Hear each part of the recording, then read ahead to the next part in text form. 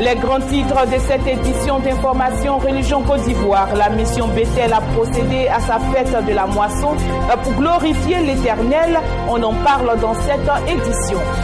Religion cette fois au Bénin, grande campagne d'évangélisation pour rétablir l'autel des dieux pour une délivrance certaine du peuple béninois. Plus d'informations dans cette édition.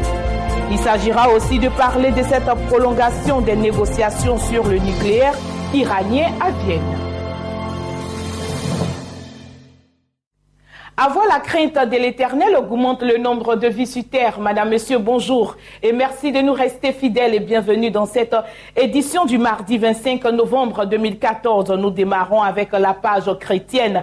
La mission Bethel et délivrance de Maman Blagnon était en joie. Elle a célébré sa fête de la moisson placée sous le signe « Rendre gloire ». Honneur et action de grâce à Dieu. Ce moment a été sanctionné par le geste symbolique des fidèles qui ont apporté les fruits de leur récolte à l'Éternel. Mireille Conan pour les détails. Jour de gaieté, de joie, de chant et de danse, à la gloire du Seigneur, les fidèles de la mission Bethel et délivrance de Yopougon à Abidjan ont apporté au Seigneur les fruits de leur récolte durant cette année. Une fête de moisson riche en couleurs et en émotions. À cette occasion, les différents départements de l'Église ont apporté leurs dons.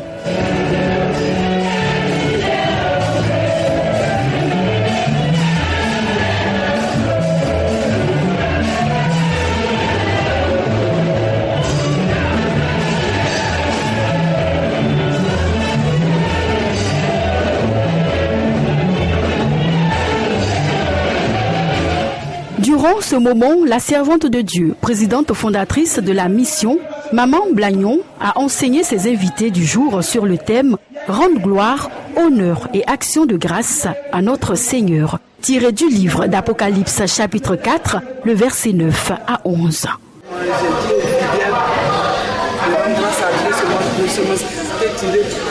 Le livre de Jean, de Apocalypse 4,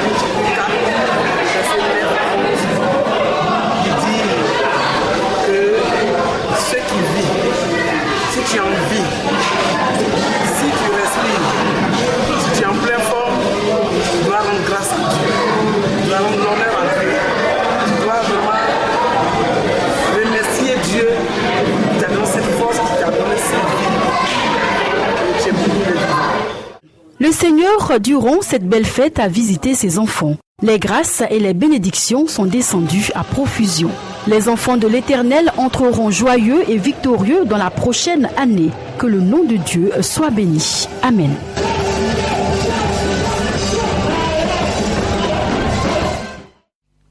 Une grande croisade d'évangélisation a été organisée à Cotonou au Bénin par le ministère international de la liberté, ce en collaboration avec l'association pour l'épanouissement du chrétien.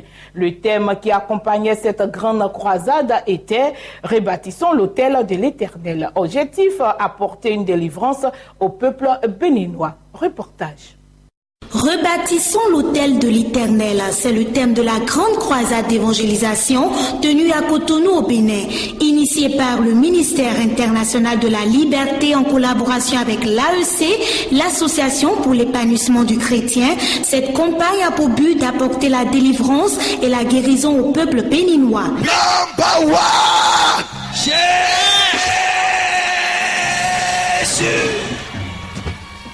Number two, Jésus.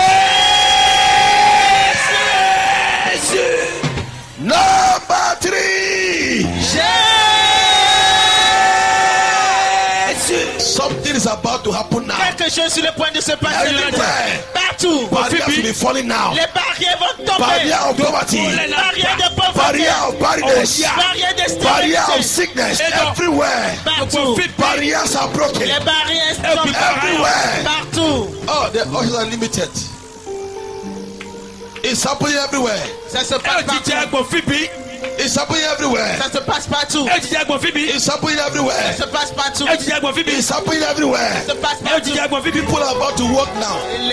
préclus sur le point de marcher. HIV is about to be healed now. HIV, le VIH sur le point Cancer d'être is guéri. about to be healed now. Le cancer sur le point d'être I want guéri. your face to be released. Je veux que tu relâches ta I foi. command the blind eyes. Je commande à cette cécité. In the name of Jesus. Au nom de Jésus. If you came here, Si vous êtes venus you ici, could not walk. tu ne peux pas marcher. Receive strength now. Reçois la force maintenant. And stand up and start walking. Au nom de Jésus. HIV. VIH, sida. Die now. Meurs maintenant. Cancer.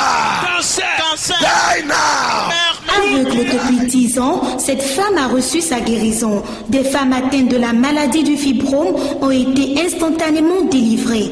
Tout comme elle, des personnes venues expérimenter la présence de Dieu ont été touchées. La puissance de Jéhovah Rapha a été effective à ce grand rendez-vous de guérison et de miracles. Écoutons à présent le leader de ce ministère, le prophète Eric Sem.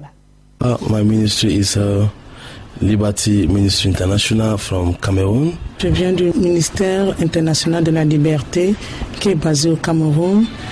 Et mon principal but, c'est de gagner les âmes pour Christ. Et je sais que mon appel, c'est beaucoup plus celui d'évangéliste. Aussi longtemps que, en tant que serviteur de Dieu, nous ne sommes pas guidés selon la chair, mais selon l'esprit. Et c'est selon également l'esprit que le Bénin a été choisi. Si vous regardez la croisade, vous allez voir plusieurs personnes ont donné leur vie au Seigneur Jésus. Ce ne sont pas les miracles qui m'impressionnent, mais ce sont les âmes qui ont été convertis pour le Seigneur qui m'impressionne. Donc je ne suis pas venu pour les miracles, mais pour le salut des âmes. Et c'est ma première fois de venir au Bénin. En ce qui concerne le bilan, je suis vraiment satisfait, ému. Et c'est comme si il ne faut pas que je rentre, mais je dois rentrer. Donc ma mission pour ces 4 jours a été atteinte, mais je pense que je vais revenir. Je veux dire que je ne suis pas vraiment ému par les miracles, mais surtout par le fait que les gens ont donné leur vie à Jésus. Et comme Jésus nous a envoyé de prêcher sa parole et il devait l'accompagner par des miracles, il y a vraiment des miracles qui se sont produits. Par exemple, des aveugles qui ont vu. Il y a par exemple cette femme de 10 ans, d'autres de 5 ans, une autre. Et ce qui m'a beaucoup touché, c'est celle de 7 ans qui est allée même jusqu'en France pour être opérée. Et on lui a dit qu'elle ne devait plus voir. Mais par la puissance de Dieu, elle a recouvré sa vue. Et je suis vraiment touchée. Et également, plusieurs autres personnes, les fibromes sont sortis. Donc il y a certains miracles. Quand ça s'opère, c'est pas que je doute, mais moi-même, je suis vraiment émue et surpris de la puissance de Dieu. Donc je veux dire que vraiment, Dieu s'est manifesté dans sa puissance. So when they want to follow Jesus now, I was so blessed. Restons avec l'équipe de reportage Béni TV Bénin. Cette fois, elle nous parle d'une conférence de chantre qu'a organisée Béni TV Bénin pour les préparatifs d'un concert dénommé Glorification. Une opération qui va durer 3 mois de campagne sur la chaîne et créer un nouveau départ entre la chaîne Béni TV et les chantres béninois. Le point. Chantre de l'Éternel et membre de l'administration de la chaîne Béni TV autour d'une même table. Objectif, faire le bilan des préparatifs du grand concert dénommé Glorification. Un concert dont le but principal est d'encourager et de promouvoir les chantres de l'Éternel. Cette célébration à la gloire de Dieu est une inspiration de l'ONG Love Africa en partenariat avec Béni TV. La spéciale campagne de promotion internationale qu'organise Béni TV à l'intention de tous les chantres qui voudront bien y participer. C'est une opération destinée à propulser les adorateurs que vous êtes dans une dimension où vous devenez véritablement une bénédiction pour toutes les nations de la terre. Et les avantages ne devraient pas tarder à venir. Votre œuvre sera par exemple plus connue au-delà des frontières du Bénin.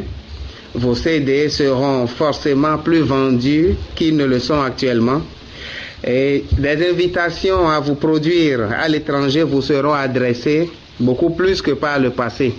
La rencontre a été également l'occasion pour la responsable commerciale de Béni TV Bénin, Madame Kodekon Rachel, d'annoncer aux différents chantres la spéciale promotion de la musique chrétienne sur la chaîne Béni TV. Cette promotion qui s'étendra sur 3 mois est une initiative de la Direction Générale de Béni TV. La campagne va se dérouler pendant 3 mois.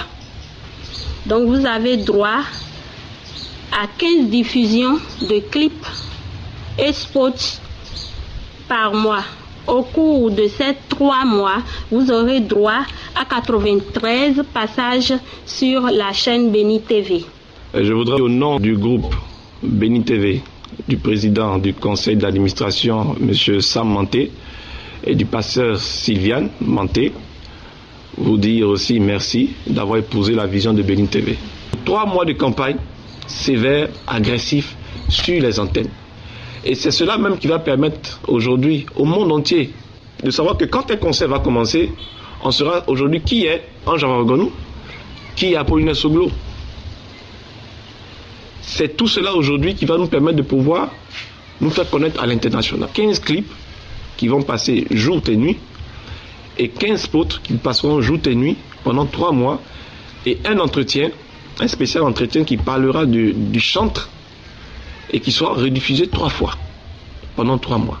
La séance s'est achevée par un cocktail, symbole du nouveau départ entre les chantres béninois et la chaîne Béni TV. Les chantres présents ont bien voulu donner des paroles distinguées au micro de notre équipe du reportage Béni TV. Regardez. Ils ont vraiment pensé à nous et ils veulent que nous soyons aussi connus sur le plan international. Le programme même, proprement dit, c'est un très bon programme et ça fera en sorte que les artistes béninois, les chanteurs béninois du gospel se retrouvent et que l'amour divin qui entend s'est amenuisé ou a disparu d'une manière ou d'une autre renaisse. C'est une grâce, une opportunité que le Seigneur a accordée à nous, chanteurs béninois.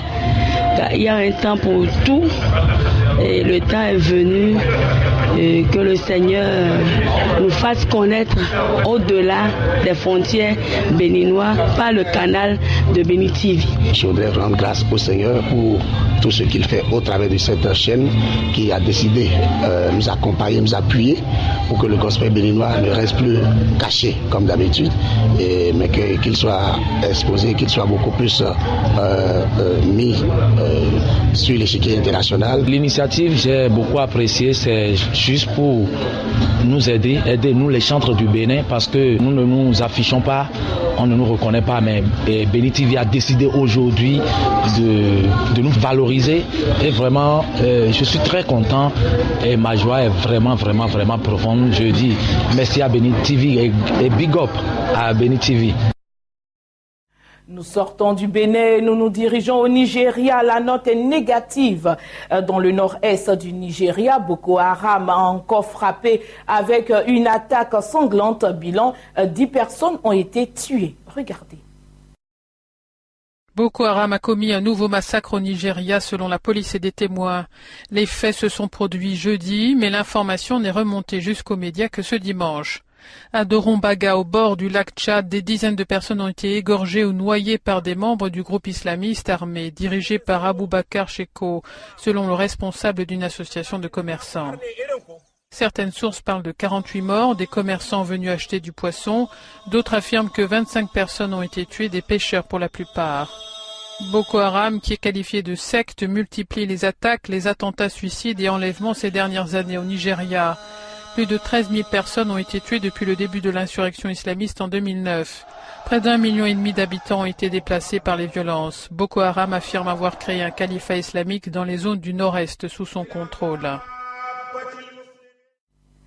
À l'international, à présent, des échanges se multiplient entre les 6 puissances sur la question du nucléaire iranien à Vienne. À cela s'ajoutent les chefs de la diplomatie américaine et iranienne qui sont à leur 6e rencontre. Et rappelons que John Kerry, le secrétaire d'État américain, a rencontré son homologue russe. Le point. Vers une prolongation des négociations sur le nucléaire iranien à Vienne. En vertu de l'accord intermédiaire de Genève conclu l'année dernière, Téhéran, les 6 puissances assises à la table des négociations jusqu'à minuit pour parvenir à un consensus. Les chefs de la diplomatie américaine et iranienne, John Kerry et Mohammad Javad Zarif, se sont entretenus hier pour la 6e fois depuis jeudi. Le secrétaire d'État américain a ensuite rencontré son homologue russe Sergueï Lavrov, mais toujours pas d'accord en vue. Le chef de la diplomatie britannique. Nous essayons par tous les moyens de parvenir à un accord, mais je ne voudrais pas donner de faux espoirs, dit-il. Nous sommes encore assez loin. Il reste des questions complexes à régler. Nous essayons néanmoins de conclure cet accord. Le texte prévoit le gel d'une partie des activités nucléaires de l'Iran contre une levée partielle des sanctions internationales. Un accord vital pour l'économie de la République islamique, mais aussi crucial pour l'Occident qui pourrait bénéficier d'une coopération avec Téhéran en Irak et en Syrie. Nous ouvrons à présent la page de l'économie dans cette édition d'information. Volkswagen, le constructeur allemand, souhaite investir 85,6 milliards d'euros pour les prochaines années pour lancer le nouveau modèle de véhicule. Objectif, être leader à la fois sur le plan écologique et économique. Volkswagen voit les choses en grand. Pour renforcer sa présence à l'étranger et lancer de nouveaux modèles de véhicules plus propres, le constructeur allemand va investir 85 milliards d'euros pour les 5 prochaines années. Objectif, être leader à la fois sur le plan écologique et économique. Martin Winterkorn, le président du directoire de Volkswagen. Les 2/3 de notre investissement total iront dans des véhicules plus efficaces, dit-il, dans les moteurs, les technologies, avec un accent bien sûr sur des méthodes de production plus respectueuses de l'environnement. Nous sommes en train d'élargir notre avance technologique et nous voulons nous assurer que nous respectons les règles sur les émissions de dioxyde de carbone. Plus de la moitié des investissements concernera l'Allemagne. Avec ses 28 sites de production, elle constitue la colonne vertébrale de Volkswagen. Le groupe va en revanche abandonner certains projets clés pour réduire ses coûts, et ce, même s'il a résisté jusqu'ici à la crise du secteur en Europe. Forte prévision de croissance en Grèce pour 2015. Cette croissance en net rebond à 2,9% prévoit également un déficit public de 0,2% du PIB en 2015 contre 1,3% en 2014. Les détails. Après 6 années de récession, Athènes confirme ses prévisions macroéconomiques optimistes pour 2015 avec une croissance en net rebond à 2,9%. En revanche, le niveau de dette publique peine à se résorber. Le budget, qui devrait être soumis au vote des députés le 7 décembre prochain, prévoit également un déficit public de 0,2% du PIB en 2015 contre 1,3% en 2014. Ce budget n'a pas encore reçu l'approbation de la Troïka, Union européenne, Banque centrale européenne et Fonds monétaire international.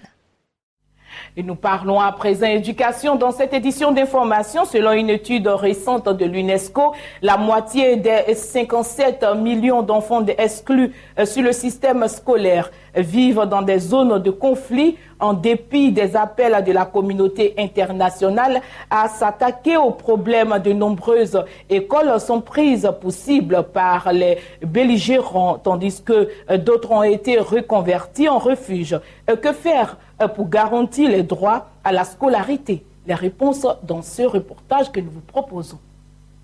L'année scolaire est bien entamée au Kurdistan irakien, mais dans la province de Dohuk, de nombreuses écoles abritent toujours des réfugiés de la minorité yézidi, compromettant la reprise des cours. Les autorités locales tentent désespérément de reloger les déplacés, mais les camps sont bondés. Walid a fui Sinjar avec sa famille et vit dans l'école de Djinar.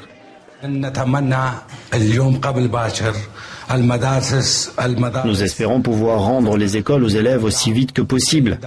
Et nous appelons les autorités locales et nationales à libérer nos régions afin que nos enfants puissent retourner en classe dans leurs écoles et que les élèves kurdes retrouvent leurs écoles dans la région.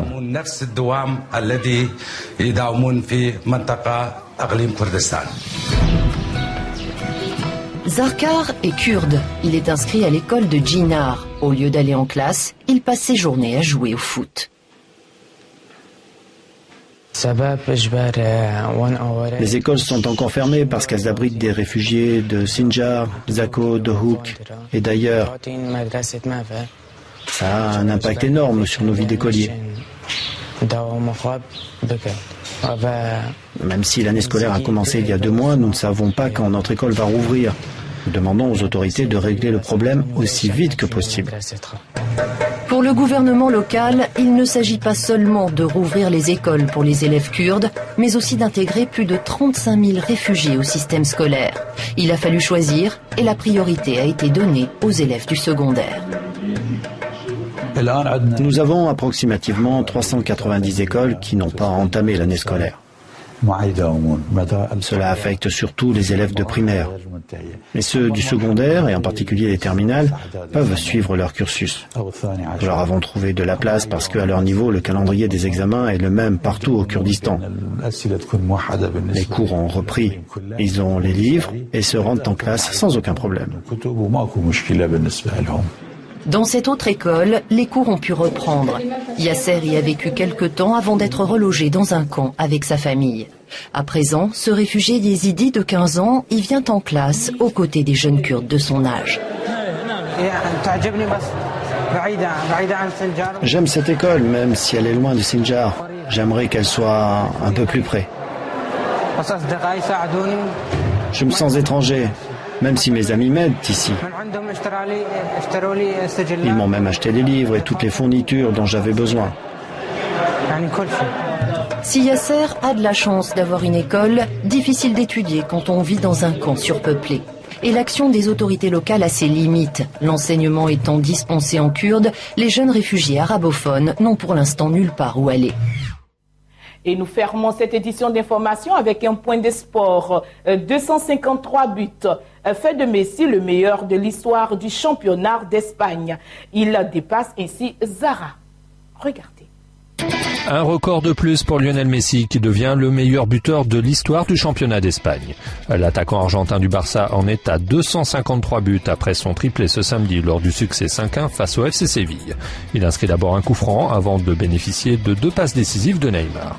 Le quadruple lauréat du Ballon d'Or efface ainsi des tablettes Telmo Zarra qui avait marqué 251 fois en Liga pour l'Athletic Bilbao durant les années 40 et 50.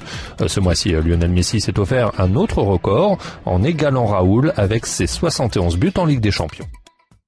Madame, Monsieur, c'est ici que prend fin cette édition matinale. J'ai été très ravie de vous l'avoir présentée. Je vous souhaite une très bonne suite de programmes sur Béni TV, la chaîne de ta grâce et surtout, prenez soin de vous.